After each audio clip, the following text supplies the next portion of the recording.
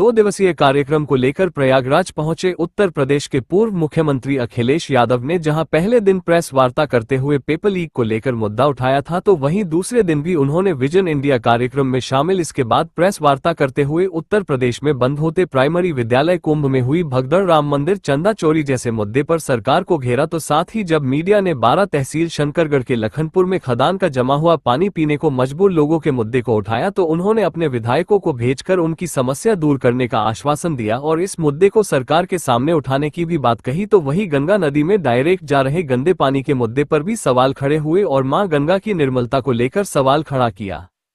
आपको कल भी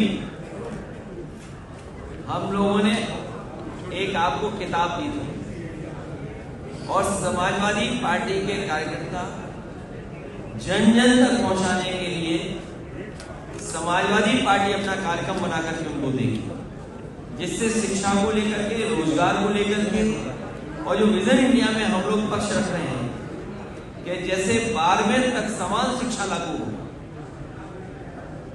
क्योंकि इधर हम देखते हैं कि गरीब और अमीर के बीच में फासला तो है ही, लेकिन पढ़ाई लिखाई का भी फासला बढ़ता चला जा रहा है।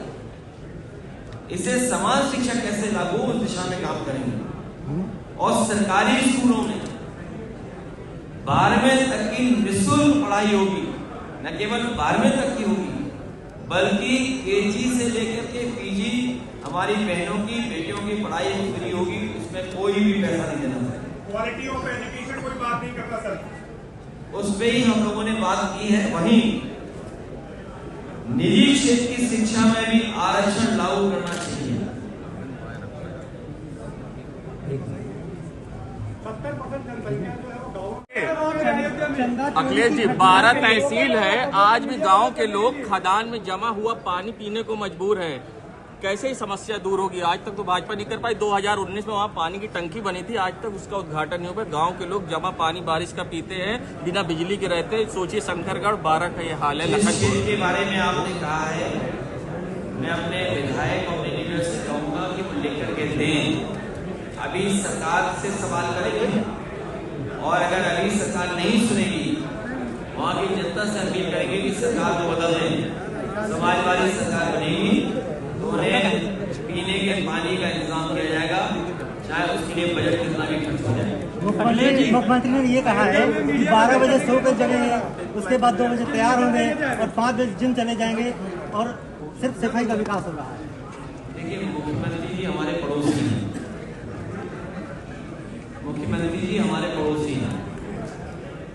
अगर उन्हें हमारी जानकारी है तो हमें भी उनकी जानकारी होगी। अब मुख्यमंत्री जी का सम्मान बना रहे तो अच्छा ही है। और दूसरा हम बताएं आपको,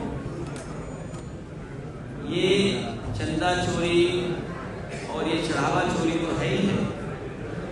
कभी आप कल्पना कर सकते हैं कि मुख्यमंत्री जी के बिल्कुल बगल में जो थाना हो, बिल्कुल बगल में दीवार से दीवार मिला हो और पुलिस के बड़े अधिकारी की दीवार से दीवार मिली हो, थाना पैसे वसूल रहा था।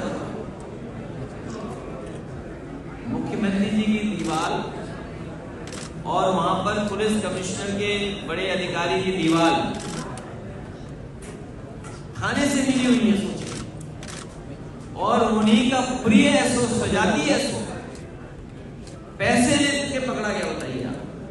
और दूसरों कह रहे हैं कि 12 बजे सो के सिपाही को अपनी आंख खोल के तो देखो, क्या चंदा चोरी की घटनाओं को खोल करके देखो कि आपके पड़ोस में कितना बड़ा भ्रष्टाचार हो रहा है। और जब जानकारी हुई तो पूरा थाना हटाना पड़ा। इस मुद्दे में क्या दिल्ली में लखनऊ में आपस में टकरा रहे हैं? डबल इंजन की भ्रष्टाचार की टंकी बड़ी होती जा रही है, इससे टकराव है।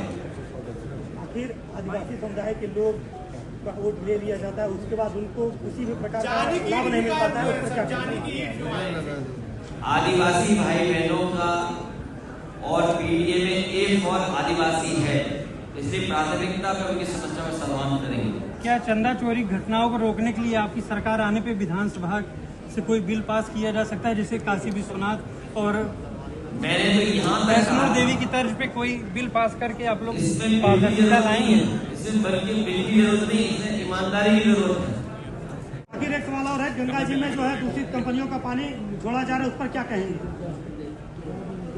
ये भी एक बड़ा सवाल है कि मां गंगा को लेकर के सफाई की बात कही, और जब तक साहिब की नदियां साफ नहीं होंगी, जिसमें गोमती है, आपकी काली नदी है, आपकी और जो नदियां इसमें जुड़ती हैं, यमुना है, और जब तक शहरों से निकलने वाली गंदगी, जो गंदगी निकल रही है बड़े पैमाने पर, क्योंकि कहीं भी वाटर ट्रीटमेंट प्लांट नहीं चल रहे, स्वीज ट्रीटमेंट प्लांट नहीं चल रहे, तो जब तक उस पर काम नहीं होगा तब तक नदियां ऐसे ही बहेंगी और मां गंगा भी साफ नहीं होंगी। यहाँ भी अरबों रुपया खर्च हुआ होगा।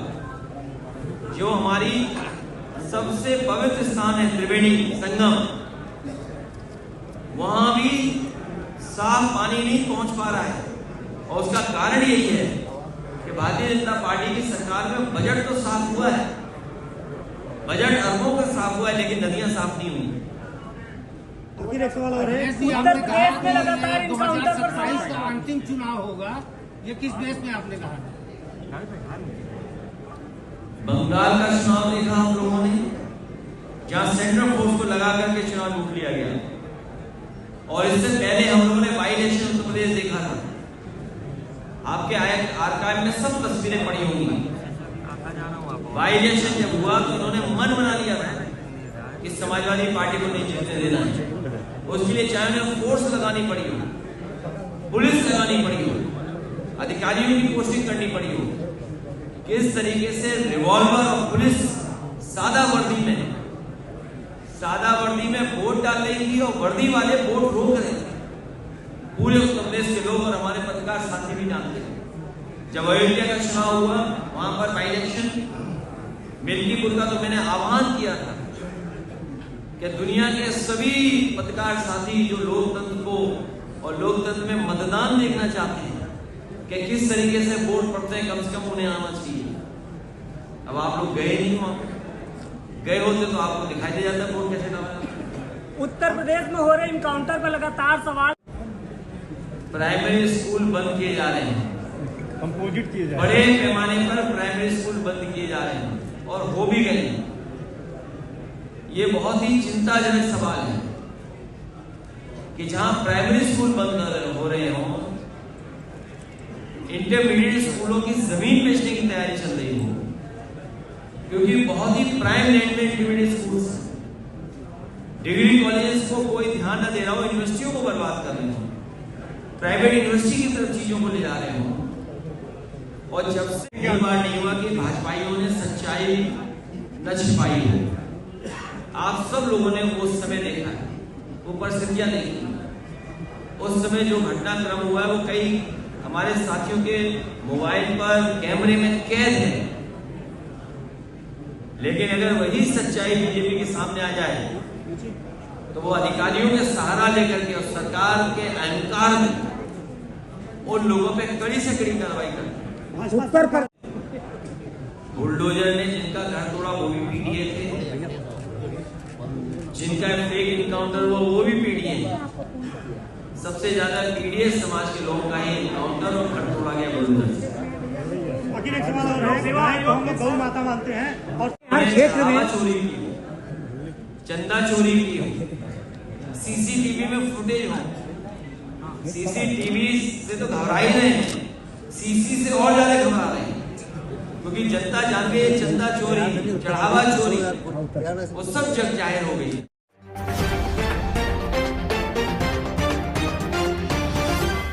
संगम नगरी प्रयागराज में जहां पहले दिन बीजेपी के कार्यकर्ताओं ने अखिलेश यादव को काला झंडा दिखाया था, तो वहीं दूसरे दिन जिस समय होटल के अंदर Sapa supremo Akhilesh Yadav press conference करके राम मंदिर चढ़ावा चोरी और अन्य मुद्दे पर बीजेपी को घेर रहे थे, वहीं होटल के बाहर प्रयागराज के मेजा इलाके के कार्यकर्ता सपा के मौजूदा विधायक संदीप पटेल पर भ्रष्टाचार और कमीशनखोरी का आरोप लगाकर उनका टिकट काटने की मांग कर रहे थे।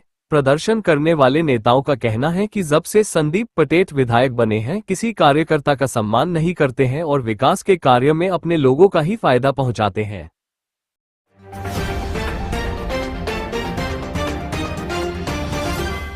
संगम नगरी प्रयागराज पहुंचे समाजवादी पार्टी के राष्ट्रीय अध्यक्ष अखिलेश यादव ने सिविल लाइन स्थित एक होटल में प्रेस वार्ता की। साथ ही प्रेस वार्ता में उन्होंने पेपर लिखकर मुद्दे को प्रमुखता से उठाया, तो साथ ही राम मंदिर कथित चंदा चोरी मामले को लेकर हमला बोला और उन्होंने कई मुद्दे पर भारतीय जनता पार्टी की केंद्र और प्रदेश की सरकार पर निशाना चाहते हुए क्या कुछ कहा, लिए दिखाते हैं विस्तार से। के कैमरे में दिखा रहे हैं, आपका कैमरा कहाँ है? लीजिए,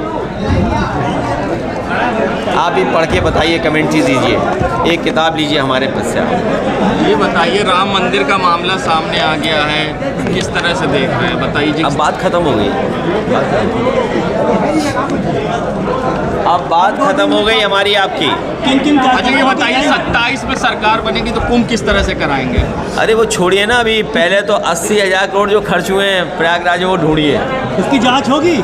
नहीं, वो ढूंढिए ना कहाँ है। जांच कराएंगे, आप मदद करेंगे? मैं आपसे कह रहा हूँ, अभी विषय ये है, विषय मत बदलो, बीजेपी के इशारे पे काम मत करो। अच्छा ठीक है, ये बताइए इस पे कितनी सख्ती से आप लोग आगे आएंगे? हम लोग अमल करेंगे और सख्ती से। कोई भी पेपर लीक न हो, और अगर होता है तो ऐसे लोगों के खिलाफ, दोषी लोगों के खिलाफ कड़ी कार्रवाई होगी। फास्ट ट्रैक पर सजा दिलाई जाएगी। आप लोगों के लिए योजना बनाई जाएगी, आगे आपको अपने चैनल के मालिक बनाए जाओगे। आप छात्रों के समर्थन में पार्टी कितना आगे? हम लोग छात्रों के समर्थन में हैं, और छात्रों को रोजगार मिले, नौकरी मिले, उस दिशा में काम करेंगे। सड़कों पर समाजवादी होगी इसके खिलाफ। अखिलेश जी, पेपर लीक मामले में हमारी पार्टी लगातार छात्रों को, युवाओं को जोड़ रही है। सड़कों पर प्रदर्शन समाजवादी के लोग छात्रों के लिए करेंगे। आप समाजवादी पार्टी लगातार बीजेपी को हटाने के लिए काम कर रही है, अपने संगठन को बेहतर कर रही है और अपनी रणनीति बना रहे हैं, जिससे रणनीति आपको न पता लगे।